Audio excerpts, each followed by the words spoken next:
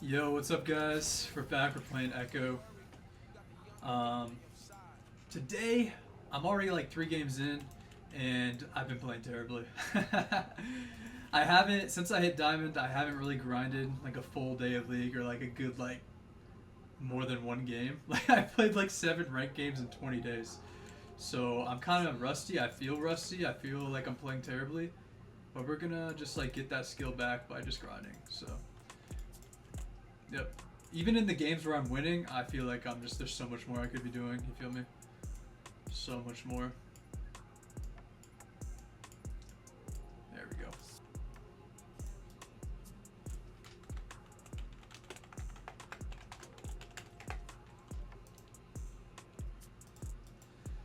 But yeah, I'm surprised I still gotta tell people no leash. Like it's just leashless meta, bro. But yeah, in one of the games, guys, I actually played against Tyler one, or I played with him. We lost though because I played terribly. I played terribly that game. And then the game before that, we won. I was 10-1. Like you would look at the score, and it's like, oh, you went 10-1, bro. Good job. You carried. It's like, nah, bro. I actually didn't. I got carried and like played terribly and misplayed so much.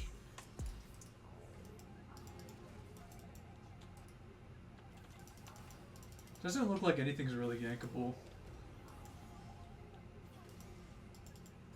Might just be a full clear into a reset kind of game. We're against Sejuani, by the way. Alright. There's nothing for me to be doing, really.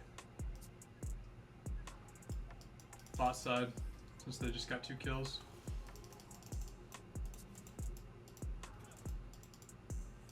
I would go right away, but I think Warwick's not going to die.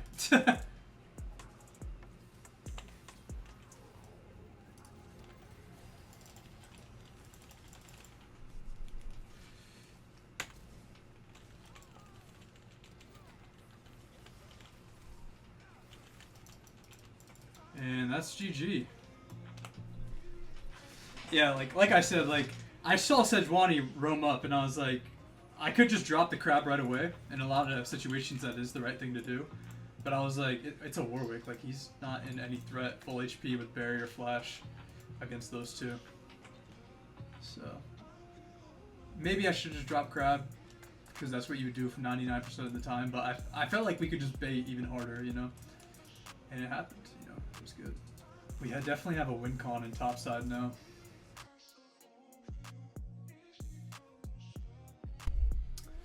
Yo, what's up, guys? This is post-production. Believe it or not, the rest of the game I didn't say a single thing. So yeah, I'm just gonna like narrate, I guess. I did this for like my first couple videos on the channel, and I definitely like this format a lot because it's a lot more chill. You just get to watch, and I can talk about what I'm doing. So here we go for, like I said, we had a win con on top, so I kept playing around top, and they kept playing for top, which is playing right into our hands, right? Because we have the stronger top, so they're trying to help the Yorick out, but realistically, if any of us show up, it's just gonna be a lost fight for them. Here, I was trying to push in the wave and like hold it, get it under tower. I think I did a good enough job that I could. I mean, he ended up missing cannon, so that's a win. Yeah, let me know how you guys' climbs have been going. Like I said at the start of the video, I have not been playing ranked at all. And in the games I have been playing, like I said, 7 games in like 20 days. That doesn't mean I haven't been playing League at all. Like I've been playing a lot of Arena and ARAM, but yeah, not a lot of ranked. So I definitely feel risky. Okay, here Sejuani was invading me, and yeah, we have R. We're stronger than her, and it should have been a kill. Ezreal just kind of like egoed it, tried to do a fadeaway Q. But then he ends up missing, and then he ends up over chasing. She ends up executing, which sucks. Like Ezreal should just accept the L, accept the fact that you had that kill, bro, but you messed it up. And maybe I had the kill too, but he definitely could have. I don't know. There was definitely a way that they died there, but I wasn't really tilted at that. At this point, like after that top play with the Warwick, it's like, sorry guys. I was like, yo, this game's free. Because usually against like tank junglers, if you get ahead, there's really nothing they can do, you know?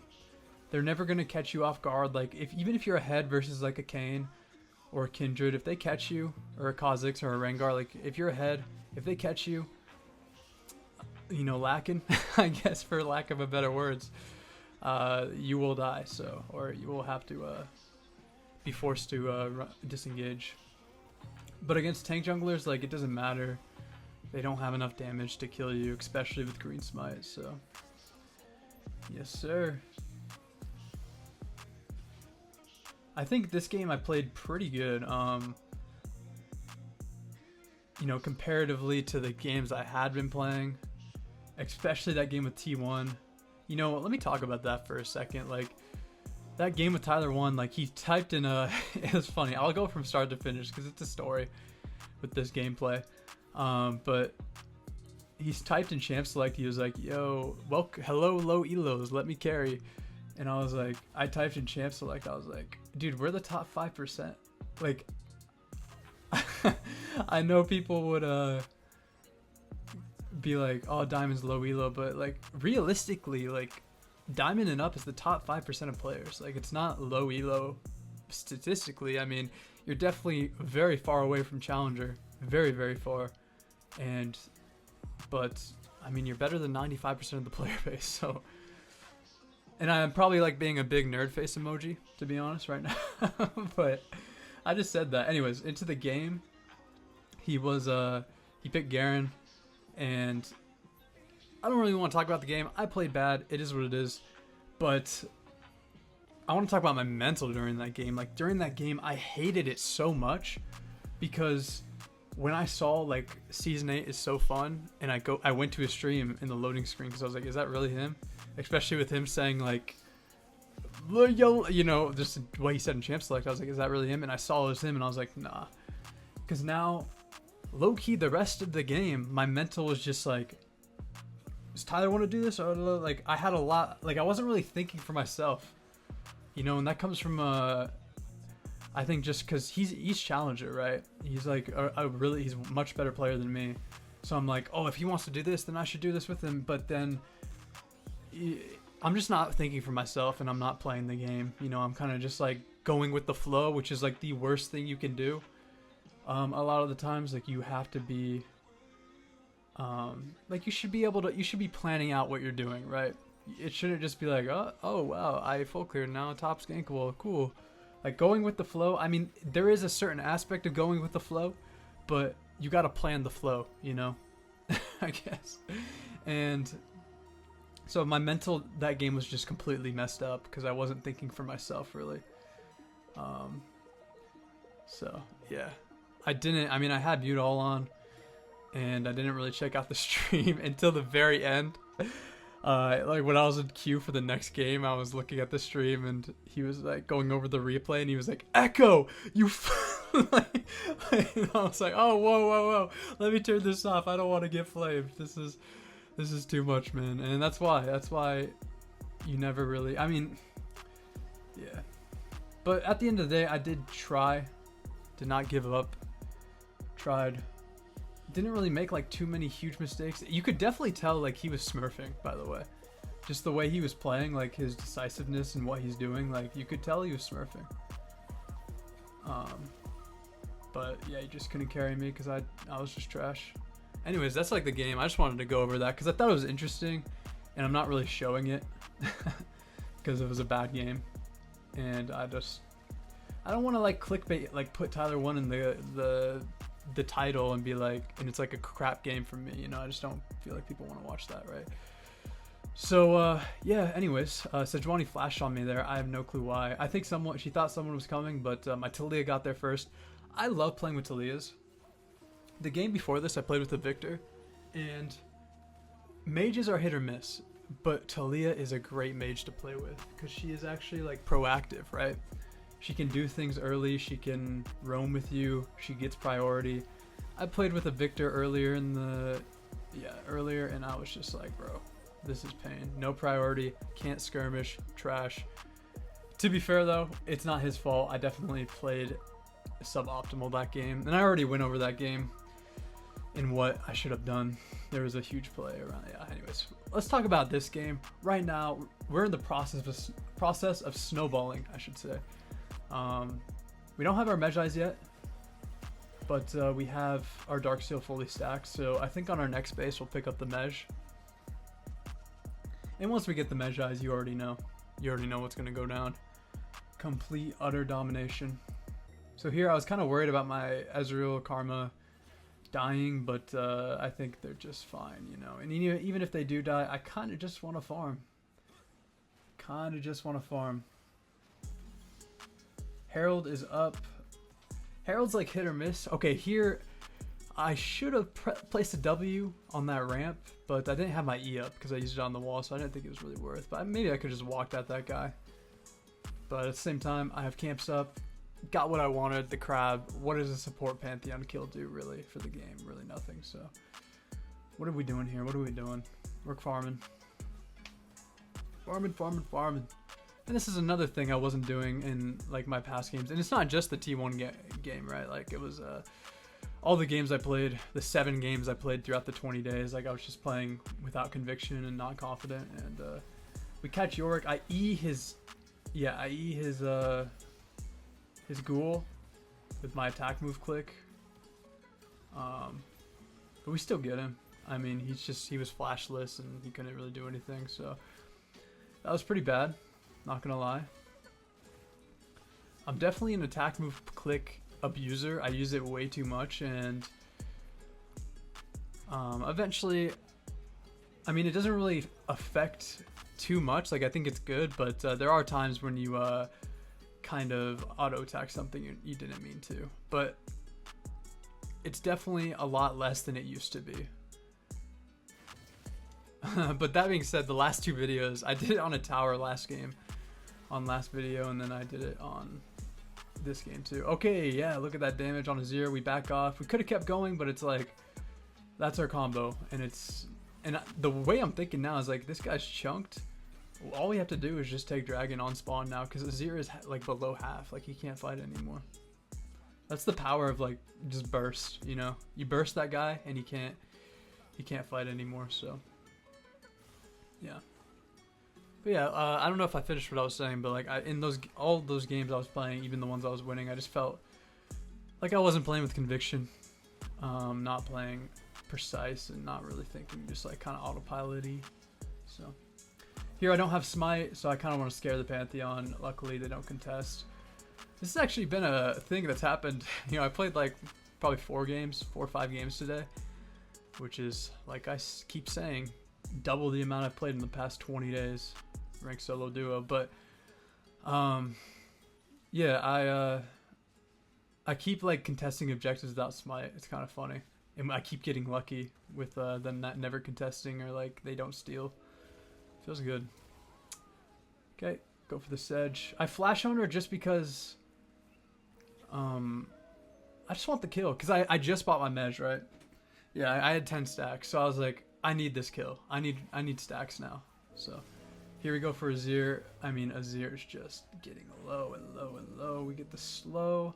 Our E comes up. We EQ. I think we should have EQ'd over the red buff wall. That would have been a lot better. But we're still going for the Pantheon regardless. And we get him. Not bad. Not bad. Azir lives, but it is what it is. And then here, looking for something cheeky on the Yorick. I don't know if he went into my W there, would have been good. And here, I tried to do this wall hop. I'm glad it didn't work, because I don't even know where I would have went, but I tried. That wall is I've only used that wall 1 time efficiently, and it was from the other side. Like an Ezreal E'd that wall, and I like hopped it and then killed him. It was the most satisfying thing ever, because you never get to use that wall to hop and make a play, but I did that time. So that was probably like a year and a half ago, 2 years ago. But yep, we're just farming up.